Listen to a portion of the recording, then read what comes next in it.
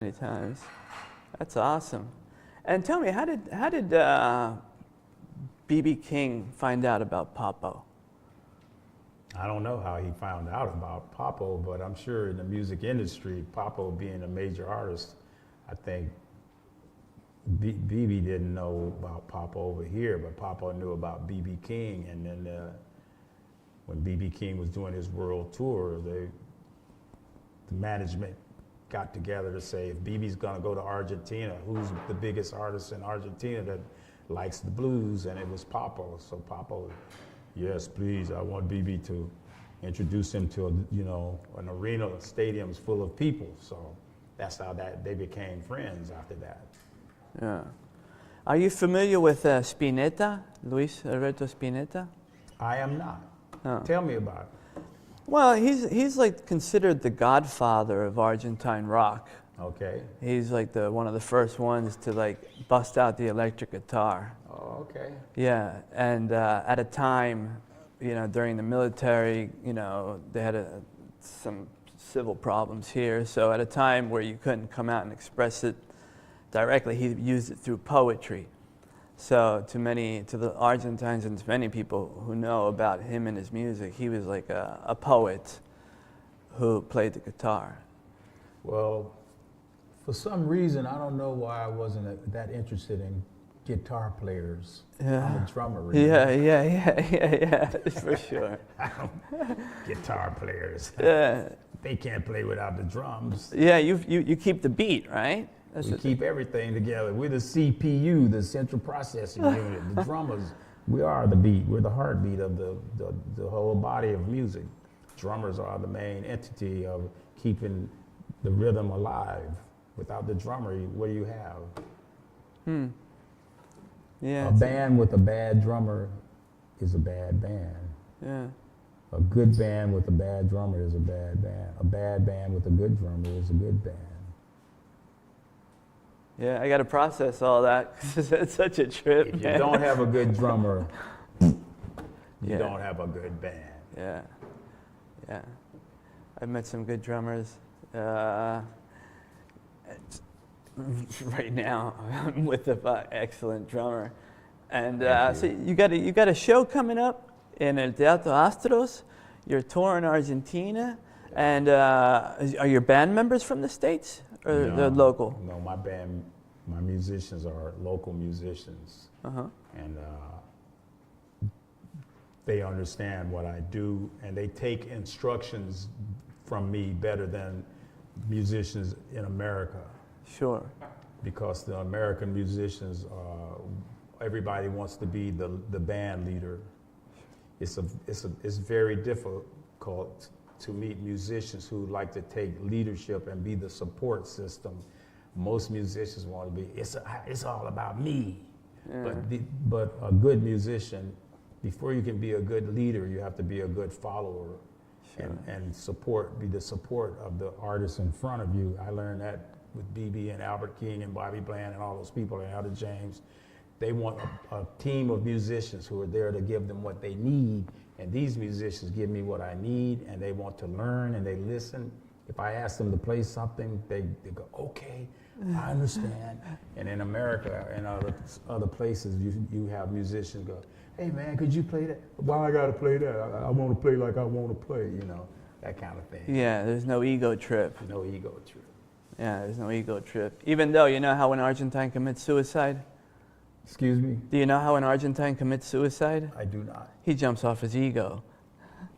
It's a joke. That's a joke. That's a joke Argentines will get. Because Argentines are known for their ego. Okay.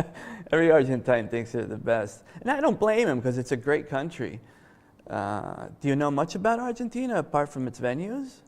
Do you like its food? Are you familiar with its cuisine? Of course, I love the food. I love the people. They're very into the music. I love that. Did Poppo ever make empanadas over there for you guys, or did he ever, bring the Argentine culture to you guys in the, like an asado or empanadas or torta frita? He brought himself. That's the culture enough. I do remember one time Poppo called me, Tony, coming to Miami, I want to play, and I have a gig for a festival, and you come. So I go to Miami. We spend 2 weeks, okay? I said, sure. Anyway, so Pappo said, BB is in Memphis.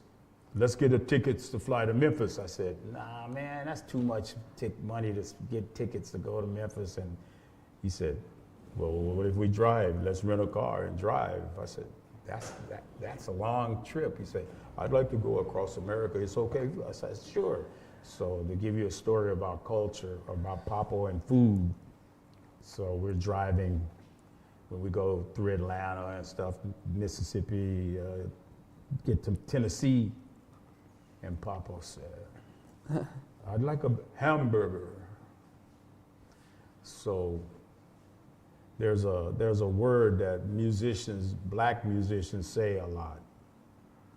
MF, it's a MF word, mother blah, blah, blah. So Poppo said to me, why do black musicians say MF, that word, which I don't want to say it. Sure. It's not a nice word. Well, it's okay. It's an expressive word. And then I tell Poppo why. I said, this word is like a noun. It can represent a person, place, or thing. I explained to Poppo. Okay. So we go into the Wendy's Burger in Huntsville, Alabama, a small Alabama place. Sure. And Poppo, we're in the Wendy, the big hamburger place. He go, I want that big MF burger right there. He tell the lady, she go, don't you say that, what's wrong with you? Tony, what do I say? I said, he's from Argentina. I don't care where he's from, don't say that word. And then we get in the car and Poppo said, Tony, what you didn't explain this word, why she was so upset. I said, well, Poppo, you can't say the word to people you don't know in a public place. You have to say it amongst friends. I don't understand, but the burger's good. That's funny, man. So Classic. Poppo brought his culture. You exchange culture, and you teach each other. That's how we love people from different places, and Argentinian people are very into the music, and I love different cultures. So. Yeah. There's a huge music scene here. There's a huge live music scene. I'm really impressed, and it makes me so. It makes me so happy, and it's satisfying to know that there's a live music scene in today's modern era, and that people still go to watch live music. Man, you know, it's so cool, especially in the age of AI, to go see a band. A band actually with musicians playing on stage live, as opposed to like. That's a beautiful thing, because in America, every town, every city in America had bars with live bands, with live musicians. Yeah. Every place you would go, live musicians playing all types of music. But then the disco era came out, and there were no more musicians, just play the record, and club owners are like, this is better to run than depending on musicians. I can just have a DJ and spin the records. So now it's going beyond that to just a DJ playing in arenas and filling the arena with a disc jockey, one person. I can't get that, man. And my son has a club, and he's from that era where people dance to the rap DJs. And So I'm playing there with my band, and one of his friends came up to me and said, Mr. Coleman, your band is dope, meaning it's really great. I never saw a live band play before. I was like, are you serious? So it's a new thing now to see live bands play. It's making a comeback. Making comebacks. But over here in other countries, musicians are still playing together, and they're still being taught how to play different types of music. So it's really cool to see that. Yeah.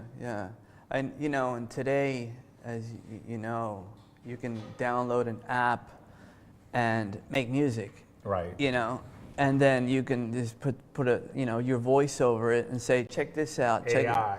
AI, man. I mean, I heard a record. It was a kind of a funny record, but I liked it. I heard it, and my brother is a DJ. He plays what I just said. He played for people at parties and wedding receptions. Yeah. He's played the records. So I called my brother. I said, hey, did you hear this new record? He said, no, what is it? I sent it to him.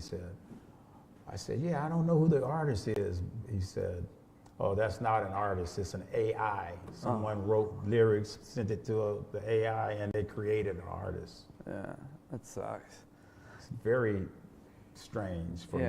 It's strange for everybody. It's strange for everyone of our generation and our, you know, our era, let's say, our stages in life. Do you remember Soul Train? Of course. You guys ever play on Soul Train? You dance on Soul Train? No. No dancing on Soul Train? No. I mean, Soul Train was a very, very good black cultural dance music. Man, it was show. amazing. The idea came from Don Cornelius, who was a disc jockey, and he decided to do the show and became worldwide famous because it was another show called The Dick Clark Show. And then Don Cornelius said, well, I'll take black music and do a lot of black music, and that became very popular. Yeah. I remember in South Philly in the 70s, late 70s, early 80s, there was a program called Dance Fever. Mm-hmm. And it was filmed downtown in some studio or I guess some place. And all the, you know, all the South Philly kids and all the other kids would go on the show and dance. And those that didn't go would watch it live on TV. Man, it was just like so awesome, you know. Did you go? No, I never went, man. I was kind of shy. I wasn't. You were what they call a wallflower. It was just that, you know, you had to belong to you know, you were part of a certain, let's say, gang or group growing up in the 70s and 80s, you know. I went to a high school where everyone had a gang of people who like to dance, and you weren't one of them. No, I wasn't one of them. Although I liked to dance, and I once won a dance contest at a teeny bopper You dance. won a dance contest? Yeah. My first job here was as a rapper. You rapped? Yeah, I rapped here, man. You rapped Christmas gifts or what? No, man, I rapped. I came down here. It's a funny story because I came down here with a bunch of LPs, and one of them was Run DMC. Okay. And Hard Times, and on one side you had the song, on the other side you had the instrumental. But since I was into rap music, and because some of my classmates used to write rap when rap came out, I was really, and I knew the lyrics. Hard times spreading just like the flu. Watch out, homeboy, it get you. Come on, give me, let me hear it. So, well, that's Do it the way you did it. No. Come on. No, man. I want to hear you rap. The rhythm. Let me hear it. Do it. What's the beat? Come on. Boom, boom, boom. Well, you're the musician, man. I was Okay, just a here's rapper. is it this like you tempo? said, you're not the guitar player. I was just a rapper. I thought, see, that's why, from hearing you do your rap, that's Yeah. why I assume you rap Christmas gifts, because Yeah. you're better at this than rapping. I think. Yeah. But I got paid, man. It was my first gig. I didn't give. I wasn't. But I just did it. I had that one, and I did a couple other songs. I said, "Play that beat." That. Okay. And. But it was my first gig, man. I was making good money. I had just gotten here. Where are those people that enjoy your rapping? I want to. Well, no, man. I want to meet them. But dude, people were asking me for autographs. I was like, Where are they today? know, I want to meet those people. yeah, hopefully they'll find us, man. Yeah, but I'll sing it better. Okay, Let me take a drink. Anyway, Matter no, of but fact, anyway. I think I'll take a yeah, drink yeah, after that. cheers, Yeah, man. cheers. To this part, to the.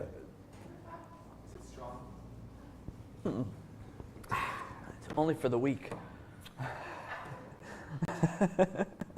Get his rap record. I want to. Yeah. But so that was my first job here. Then I was a salesman.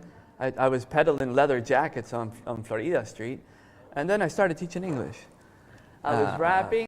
That was my first job here, rapping, Run DMC. But I was saying, in Philly, I was from South Philly, and I lived in an Italian neighborhood.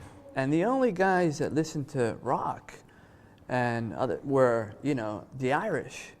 You know what I'm saying? And the black community, African American community. And since I was Hispanic, I was considered Hispanic, I got along with everybody.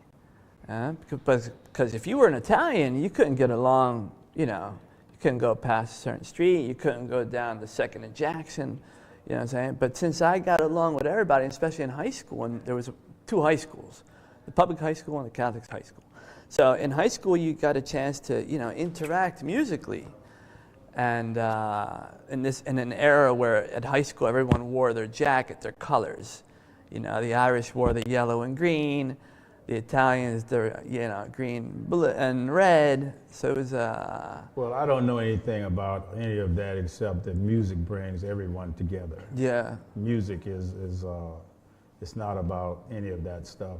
It's about how you feel, and we try to play music to make people happy and feel good. Yeah. All people have a heart and a soul, so we try to make their heart and soul feel happy. That's why we play music, Sure. not to be separated in any way. We bring people together through our cultures and different people around the world. Yeah. That's what we do. That's why we have played in every continent in the world, Yeah. with every type of different musician in the world. Sure. Yeah. It's an amazing ride. But we're not gonna let you rap though. That's No. Although I like to get. I did sing for a while. Well, I don't want to talk about the singing either. You know, I did sing. I was doing. I'm gonna leave it alone now. Let's move on. I could sing Lake of Fire. Okay, I believe you now. Yeah. What's your next question? I sing it pretty good. I sing Lake of Fire. Are you familiar with Nirvana, obviously? Yes. Yeah, what was one of the coolest bands you hung out with? Any band that I've hung out with has been a cool band mostly. Yeah. Because once again, I like everybody. Yeah. I like all bands, all music, symphony, rock, rap, funk, gospel, soul, Yeah. tango, everything. African music. I like music, all music. Yeah. You like tango? You like tango? Of course. Yeah. Tango is really. What's not to like? Oh man, tango is beautiful, man. Tango is beautiful. Yeah. But Yeah, tango's really the lyrics are. It's kind of like the lyrics are kind of it's got some connection with blues because the lyrics are like not happy lyrics. It's not like ooh, I won the lottery and I'm going on everything vacation. is a connection with blues. So my band, we were in the rehearsal, and I asked them about tango, and they sung it to me and explained to me who the Muddy Waters of Tango is, and they played it for me, and we could hear the shuffle, the blues shuffle in tango. So I'm going to be recording with some people, with my band here, and we're going to record, I'm going to mix tango with my blues. Oh man, that's awesome. Yeah, that's awesome, and I'm going to do it. It's like kind of new fusion, man. And I'm going to fuse some tango with my soul funk blues. Yeah. We're going to do that. I was in the car with my son, and I was like, here, man, put something on Spotify because radio is crap. And he put on some electronic tango, tango mixed with like some kind of techno rap, and it was like really. I was like, whoa! It was good, man. It was different, and I think people need that kind of fusion, to like evolve in some sense, to attract different, through sound and music. I prefer natural people, Yeah. not machines. Yeah. I like the spirit of the music. Yeah. With our music, we never play the same way twice. Yeah. It depends on if I played in Buenos Aires today and then I go to Sao Paulo tomorrow, we might not play it the same way. We feel the people's energy, and that's how we play music. And if you are locked to a machine and you're going,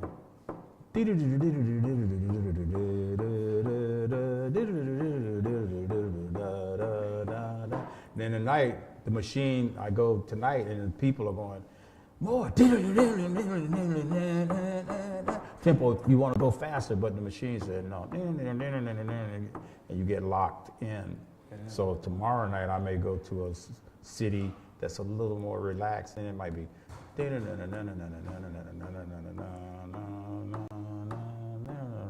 the next night it might be you get the feeling of the spirit of the people. That's why we like to play natural. We don't like to play with click, track. No. I was going to start rapping there. With We already discussed that now. Let's don't go back there again. No, you're not. I will give you a gong.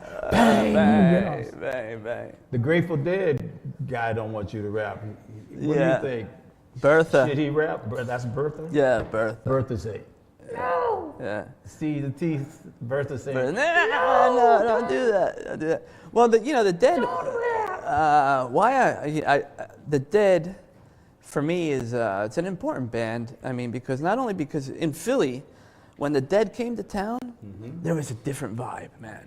It was just like a different vibe. There was a whole different vibe, man, when the Dead came into town. They took over the lakes down near Broad and Oregon, across from the Spectrum. There was these lakes and they took over. They camped out, and you went there. Like I said, it's just like I had no boundaries in music. I went, whatever. The vibe. I liked the vibe, and I hung out there, man. And everybody was cool, and they selling their tie-dyes, and the city came to life. What I like about the Grateful Dead's concept was when all of those fans came to see the Grateful Dead, and they had little cassette recorders, the little Walkmans, the audience was free to record the live concert, and the Grateful Dead was like, please record us. And they spread the different shows from different cities amongst themselves. Yeah. And the Grateful Dead's attitude was like, that's great. That's only going to make us more popular. But today, I went to one show. I don't need to say the band, but you couldn't even take a picture. They were no pictures, nothing. It's like that's so non-fun. Yeah. You want to experience that particular moment. And some bands are like, no, you can only get it from us, and that's business in the way of humanity communication without having to pay.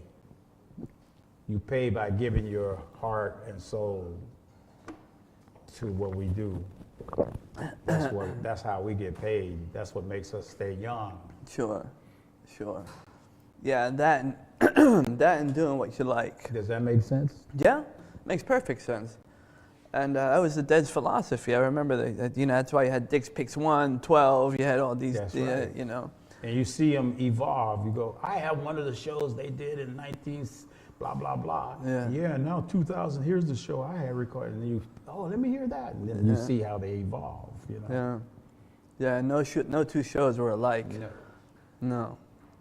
No two shows were alike. Two shows were alike, man. Two shows alike. So you plan on staying here how long in Buenos Aires? Not here where we are, but in Buenos Aires. How long are you staying? I'm not going back. Oh, you're not going back? No, I move here now. You're moving? No, really? Oh, well, welcome to the club. I'm only kidding. Ah, man. No, but I wanted to see if we can rap. I thought, because it would be cool, so cool. I was stay and help you become a rap artist. Yeah. Oh, man, I would love your help, your advice. I'm sure, with the proper guidance, man, I can rap. I can still pursue a rap career. No. You're going to make me drink again. Bottoms up. You're drinking more than me. Maybe that's why you think you should be a rap artist. You should produce it better. Do you produce artists? Of course. Yeah, really? Yes. Yeah. Yes, I do produce. Are there any that we should, watch out for, or listen for? Well, I've produced several people, but I don't want to promote them. I want to promote me. Oh yeah, sure. No, but that's good. But you help, yeah. And one that I produce, I definitely don't want to talk about. Okay. You're going to be producing the album you're going to record in Uruguay, right? With Poppo. Yes. Oh, okay. I'm doing a record here, and Oh, okay, cool. Yeah. Any That's rapping? why I said I'm gonna. Sorry. Any rapping? No. Actually, I may rap. I may rap the sandwiches for the band. I may rap lunch. I can rap, seriously. I used to rap really well. Give me a chance, please. Stop it. I'm only kidding. No, I'm happy doing this. I'm happy meeting people like you, and that's what it's about. I'm happy doing the podcast and writing and stuff like that. But that's good that you're producing. Yes, because I have lots of things inside of me. I'm not going to be able to be on stage playing forever, so I want to get more into producing and helping the younger people who come after me to be able to learn from me the way B.B. King and Albert King and Bobby Blue Bland pass it to me to take it to the next level. Sure. So, you have to pass the torch sometimes. Sure. You can't keep the torch all the time. No, it's my torch. Then you get burned up on your own torch. You're like, give me that torch. Yeah. No, I want to pass it to the ones who are going to be stronger. As long as I'm strong and I can still play, I'm good. But if I go, I'm playing. Okay, I'm going to do like you rapping. Okay, come this way. Yeah. No, don't do it. Come on. Yeah. I don't want to be that person. You really put that energy into that, huh? You play those drums. You play those drums hard. I gotta go see. I'm gonna check your show out on the 13th, right? Yes. At the Teatro Astor. I'm gonna definitely check that out. I'll be there. I'll be there. And on the 5th set, I'm gonna get you up to rap. Yeah. No, we'll talk about that. There is no 5th set. All right. Because I was already thinking. I was already thinking going home. Drinking the spoon, honey, getting my vocal cords in shape. When I first began to play as a young kid, I want to play with these musicians that I go watch all the time, and they go, "Can I play? Can I?" Boy, sit over there and watch us. Get away. Yeah. And I bother them all the time. Can I play? Can I play? They say, "Hey, go get us some sandwiches. Go get some drinks for us." I became the runner for them, and they say, "You gonna let me play?" They said, "Yeah, we're gonna let you play on the 5th set." I'm playing on the 5th set, yeah. And then the lights come on after the 4th set. They said, "Thank you, we'll see you tomorrow night." And I said, "Hey, I thought you were gonna let me play on the 5th set." They said, "Oh, that's tomorrow night." It never came. And that's awesome, man. That's so funny. You write? Do you write? Of course. Yeah? Are you writing anything in particular? I have 5 CDs of my own. Yeah. But I'm talking write stories or memoirs or anecdotes. Well, I've written my life story, but maybe you could help me because everyone's saying I should have a book out, and I have the materials of my life. Sure. I just have to find. You got to structure it. It's all about the structure. Yeah, actually, a famous writer who wrote for B.B. King and Marvin Gaye's book, and his name is David Ritz. Hey, David Ritz. He told me, Tony, when you get on the plane in Argentina, write out your books, write the stories. I did some of that, David. So you know who David Ritz is? No, not well, look him necessarily. up. He wrote Ray Charles. He interviewed B.B., Marvin Gaye, or everybody. He told me books don't sell much, Tony, unless you're somebody really, really famous. Sure. I'm famous. Tony's famous. He's here on the podcast with me, and I'm famous. Yeah.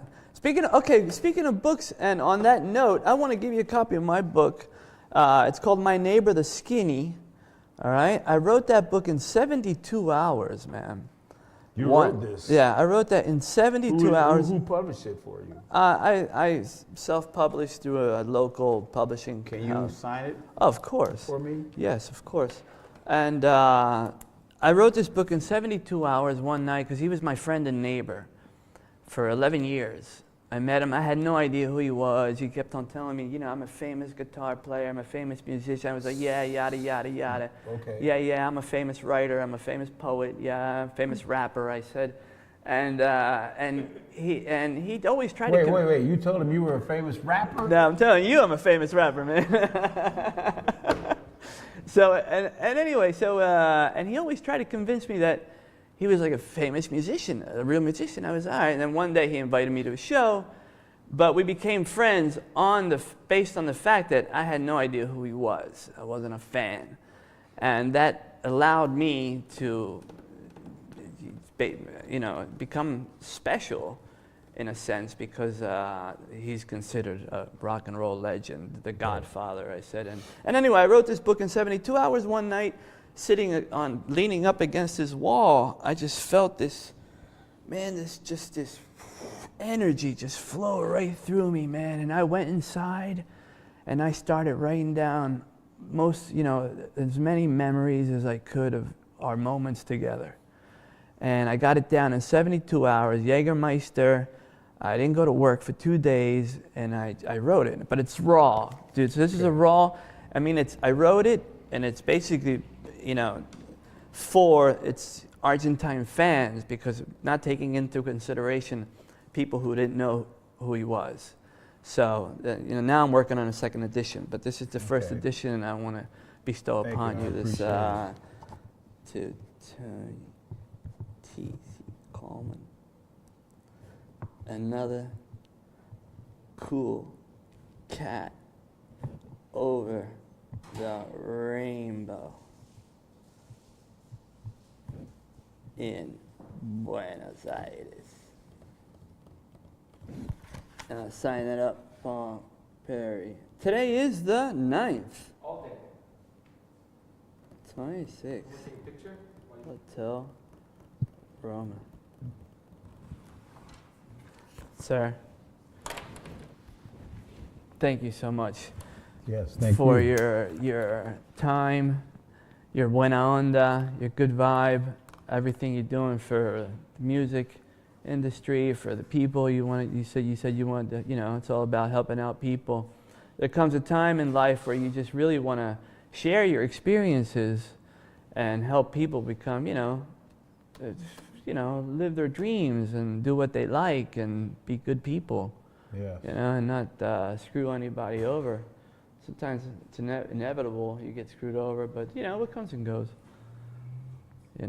I've never been screwed over. No? Oh, you're lucky, man. No, what was it like getting into getting into the music industry? That was a joke. Yeah, I've been screwed over. Yeah, man, everybody But gets... I don't want to screw over anyone, and I don't want to be screwed over. And I really seriously want to inspire people who want to do music to follow your heart, because that's where it's at. It's not on the surface, it's inside. Do what it is that you love to do. And musicians, we get an opportunity to do that, some of us, and I'm happy to do that. So that's what I feel blessed that I'm able to do it. Yeah, and let's hope more musicians do that too and help keep live music and bands and the whole concept of what is rock and roll. Music is universal. Yeah. And sharing your stories is universal. Thank you, and I hope you enjoy it. And just like I enjoyed having you on the show and our audience. You're not rapping in here, are you? No, not rapping in there, but I do think I mentioned rapping at some point. I always, I throw it in there. All right, everyone. Anything else you want to talk about, Tony? You want to say anything that's on your mind? Shout out to anybody? Yeah. Come see the show on the 13th. You suppose that is this my show or your show? We're both part of this universe and part of this dimension, Tony. So it's really. So you take the lead and tell me where I'm going to be. You're the guest. You have precedence here, man. But all right, I want to thank everybody for being there. Thank you for the special edition. Thank you, Sergio, right there behind. Thank you for your presence here. And I'll catch you next time for another dose of the Gringos in Buenos Aires podcast. Ciao for now.